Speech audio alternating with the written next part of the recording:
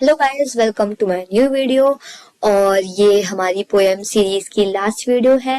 Hope so आपको सारी poems clearly समझ आई होंगी, और अगर नहीं आई है so don't worry, last video है, सरप्राइज वीडियो है। मैं आपको ये एक और अनाउंसमेंट देती हूँ कि अगर वीडियोस में कंटिन्यूसली रिस्पॉन्ड आ रहा है तो I will make a summary video in which I will cover a quick summary, और I will cover a one short poem, यानी कि one short poem, one short chapters of all flamingos and vistas. Vistas तो मैंने शायद अभी शुरू शायद नहीं करी है, but I will cover that before this month ends. Okay, so मुझे विश करो ऑल द बेस्ट, क्योंकि मैं अपनी भरपूर मेहनत के साथ कोशिश कर रही हूँ हर चैप्टर को कवर करने की। या I can do it. So guys, हमारा लास्ट पोएम है, इसको थोड़ा सीरियसली पढ़ लेते हैं। बहुत छोटी पोएम है बट वेरी डेप्थ मीनिंग है। I genuinely like this poem because ये पोएम हमारी फेमिनिज्म में बेस्ड है। मेरी वॉइस थोड़ी घटी होगी, ठीक है। सो चलिए स्टार्ट करते हैं without wasting one more minute. तो हमारे चैप्टर का नाम है the aunt Jennifer tiger. The aunt Jennifer tiger से हमारा क्या मतलब, क्या ताल्लुक लगता है हमें आंट जेनिफर टाइगर से? तो हमें लगता है कोई आंटी है जेनिफर, उनकी कोई टाइगर है। हाँ, एक तरह से कह सकते हैं ये हो, बट इसकी पोएट पे जानते हैं। इसकी जो पोएट का नाम है वो है एड्रिन रिच। एड्रिन रिच हमारी पोएट का नाम है, बहुत बढ़िया नाम है। तो ये बॉर्न हुई थी बाल्टीमोर, सॉरी पता नहीं क्या इसका प्रोनाउंसिएशन है, बट यहीं पे बॉर्न हुई थी, और मैरीलैंड यूएसए में बॉर्न हुई थी। She is widely known for the involvement in the contemporary women's movement as a poet and theorist, ठीक है। इसकी तरफ से उनको मतलब इन सब चीजों में एक वुमेन्स की साइड लेने वाले, वुमेन्स मूवमेंट में ज्यादा इन्वॉल्व रहती हैं ये, ठीक है। इनको वुमेन्स के लिए हक की लड़ाई लड़ना बहुत अच्छा लगता है। She has published 19 volumes of poetry, 19 volumes of poetry इन्होंने पब्लिश करी हैं। 3 collection of essays and other writings also. A strong resistance of racism and militarism echoes through her work. The poet Art Jennifer Tiger addressed the contrast of a married life woman experience. तो फिर ये हमारी जो poem है ना, प्यारी सी art Jennifer tiger, ये किसी आंटी के टाइगर के बारे में नहीं बताता है, ये बताते हैं एक वुमेन की मैरिड लाइफ के बारे में, दैट हाउ शी सफरिंग और इज शी हैप्पी और not from his married life. So इसको हम पढ़ेंगे। हमें कोई गलतफहमी हो रही थी कि ये किसी आंटी के टाइगर के बारे में बात हो रही है, बट वन वे में हो भी रही है, सेकंड वे में नहीं भी हो रही है। तो हम लोग इस पर ध्यान ना देते हुए अपनी पोएम की तरफ बढ़ते हैं। हमारी पोएम कहती है कि Aunt Jennifer tiger prance across a screen, bright topaz denizens of a world of green. They do not fear the men beneath the tree. They pace in sleek, chivalric certainty. Means chivalric होगा, sorry मैंने गलत pronounce कर दिया, chivalric certainty. So जो art Jennifer की tiger के बारे में बात हो रही है, वो प्रिंस यानी कि प्राउडली वॉक करती है अक्रॉस अ स्क्रीन। अब यहाँ पे अक्रॉस अ स्क्रीन क्या है, तो पहले मैं आपको थीम बता देती हूँ कि है क्या। तो हमारी जो जेनिफर आंटी हैं, जो हमारी जेनिफर वुमेन है, वो बैठी हुई है सोफे पे, एंड शी इज क्या बोलते हैं, स्वेटर बुन रही है, या फिर बोलते हैं एक क्लोथ में आर्ट कर रही है। मैंने क्या बोला, स्वेटर बुन रही, सॉरी, एक क्लोथ में आर्ट, जिसे हम करते हैं ना, क्लोथ लेते हैं उसके ऊपर कोई आर्ट बनाते हैं, उससे बहुत सारी चीजें, मुझे एग्जैक्ट नाम याद नहीं आ रहा, प्लीज कमेंट मी डाउन अगर किसी को पता हो exact word. So hope so you are able to understand my emotions and my feelings. So मैं बताना चाहूंगी कि जो हम क्लोथ पे डिजाइनिंग करते हैं, तो उसमें आंट जेनिफर की हॉबी है ये बनाना, और उन्होंने उस पे एक टाइग्रेस बनाई है एंड उनका जो टाइगर्स उन्होंने बनाई है वो बहुत ज्यादा प्राउडली उस स्क्रीन उस क्लोथ में वॉक करती हुई दिख रही है। सो ग्रेसफुल लग रही है, इतनी ग्रेसफुल लग रही है, आप देख सकते हैं यहाँ पे उसकी पिक्चर है, इतनी प्यारी लग रही है वॉक करते हुए। ठीक है, ब्राइट टोपैज, टोपैज का मतलब होता है येलो कलर प्रीशियस स्टोन, एक येलो कलर का प्रीशियस स्टोन होता है टोपैज का, of a world of green. जैसे कि येलो कलर का प्रीशियस स्टोन नहीं लगता, कुछ ऐसा होता है, somewhat like this और this और तुम ऐसा बना लो, कुछ ऐसा ही इसका शेप होता है, मुझे एग्जैक्ट शेप नहीं पता, you can consider what you want to consider. ठीक है, ऐसा कुछ येलो कलर का होता है। ठीक है, तो उसके बारे में बात करें, जैसे वो लगता है वैसे ये टाइगर लग रही है, ये टाइग्रेस लग रही है उसमें। ठीक है, denizens of a world of green, denizens मतलब क्या होता है, अ पर्सन या फिर कोई animal or a plant that lives grow or is often found in particular place. तो यहाँ पे इसका मतलब दिया गया है। ठीक है, यहाँ पे a person, an animal or a plant that lives, grows or is often found in a particular place. ठीक है, they do not fear the men beneath the tree, और ये किनसे नहीं डरती है, जो मैन होते हैं, जो पेड़ के अंदर टाइगर्स बैठे हुए होते हैं, उनसे भी नहीं डरती है ये टाइगर्स, इतनी ब्रेव होती है ये। They pace in sleek chivalric certainty, pace यानी कि वॉक, ये इतनी प्राउडली मूव करती है, इतनी प्राउडली वॉक करती है, स्लीक यानी स्मूथली वॉक करती हैं, स्मूथ होता है इनकी वॉक में। ब्रेवली, शिवैलरिक मतलब ब्रेवली, और सर्टेनिटी यानी कि कॉन्फिडेंस के साथ ये एकदम मूव करती है, और इनकी जो मूवमेंट होती है उसमें बहुत ज्यादा प्राउड दिखता है, बहुत ज्यादा कॉन्फिडेंस दिखता है, और बहुत ज्यादा ब्रेव दिखता है। ठीक है, और इसमें क्या और क्या चीजें इसमें यूज करी गई है हमारा, जैसे कि across a screen, across the screen का मतलब है इधर क्लोथ का। ठीक है, क्लोथ जो हमारा क्लोथ होता है, यानी ये चल रहा है इधर उधर। ठीक है, और इधर हमारे पास जैसे कि इन्होंने बोला है आंट जेनिफर्स टाइगर, तो क्या वो सच्ची में आंट जेनिफर की टाइगर है? नहीं, तो यहाँ पे कौन सा यूज हुआ है, इमेजिनरी। और इधर क्या बोला गया है, ब्राइट टोपैज, यानी कि यहाँ पे हमारा यूज हुआ है मेटाफर, किससे कंपेयर किया उसको, टोपैज यानी कि एमरल्ड से, तो यहाँ पे कौन सा हुआ है, मेटाफर। और अगर हम बात करें शिवैलरिक सर्टेनिटी की, तो यहाँ पे किसका यूज हुआ है, यहाँ पे यूज हुआ है हमारा एलिट्रेशन का, सीसी।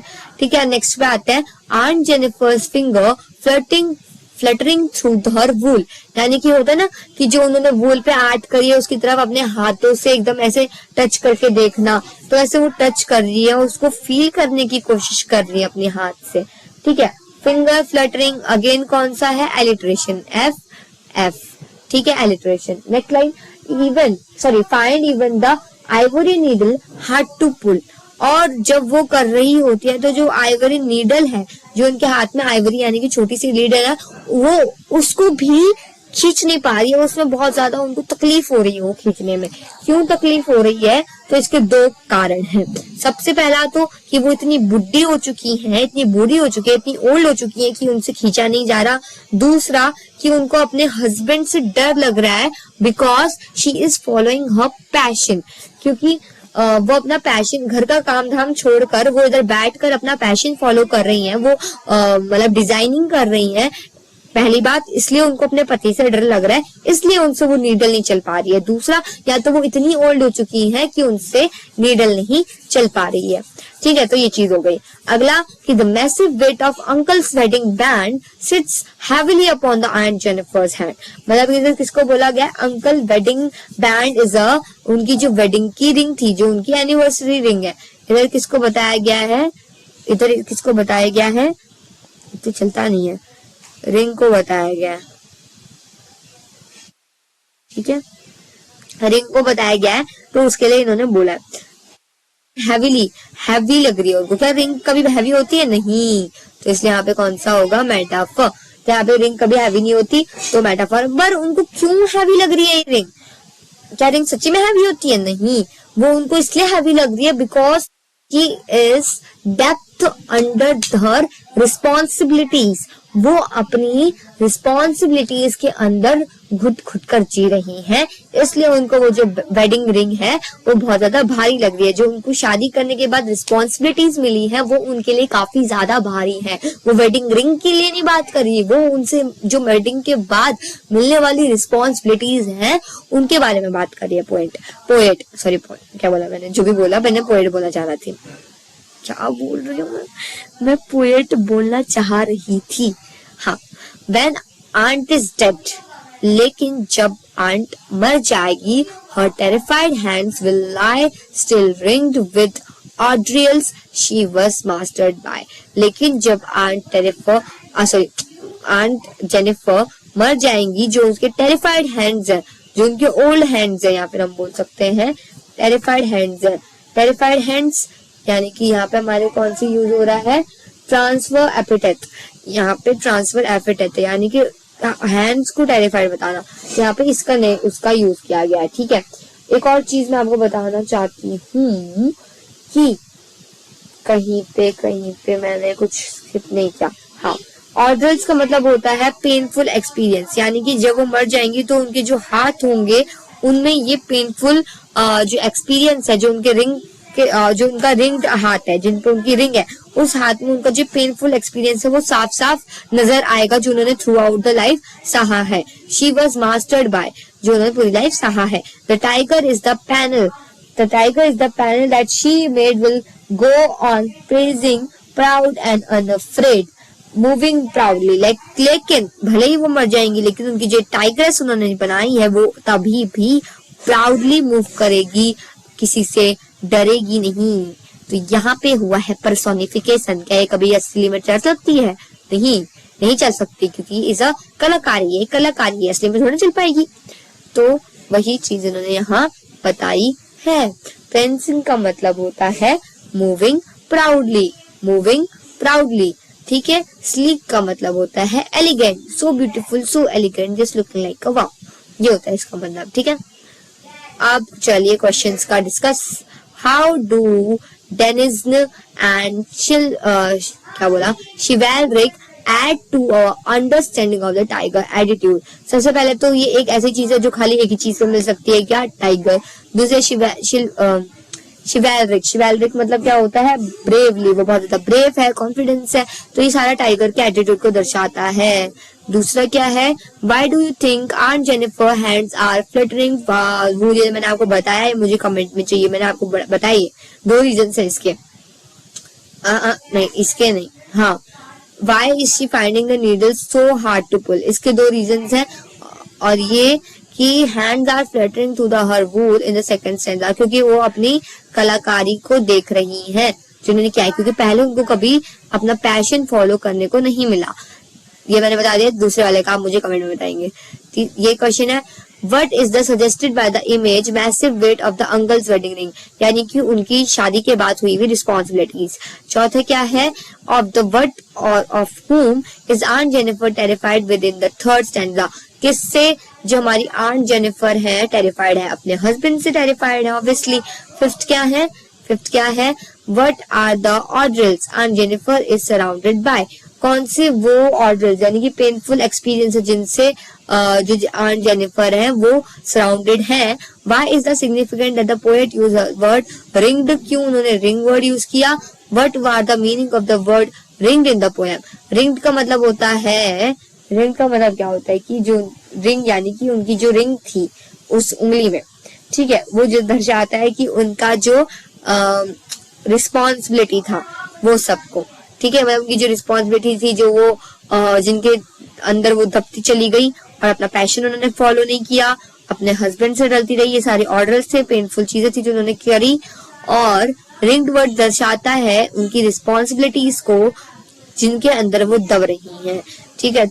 छठवा कि why do you think Aunt Jennifer create animal that are so different from her own character? What might the poet be suggesting through his this difference?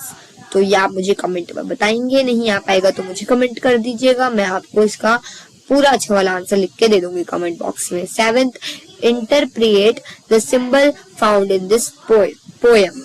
तो इस पोएम में बेसिकली क्या सिंबल दर्शाया गया है? तो इस पोएम में बेसिकली हमें ये बताया गया है कि never ever be afraid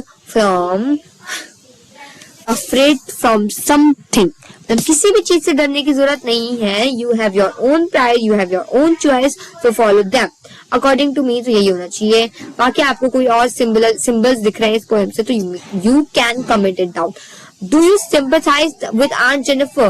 What is the attitude of the speaker towards Aunt Jennifer? तो ये भी मुझे कमेंट में बताइए। तो मैंने कितना होमवर्क दिया है? पहला तो 8th क्वेश्चन दिया है, 6th क्वेश्चन दिया है, 5th तो मैंने बता ही दिया था, ये भी बता देता था, और इसका सेकंड वाला दिया है। तो 3 क्वेश्चन आपके होमवर्क हैं।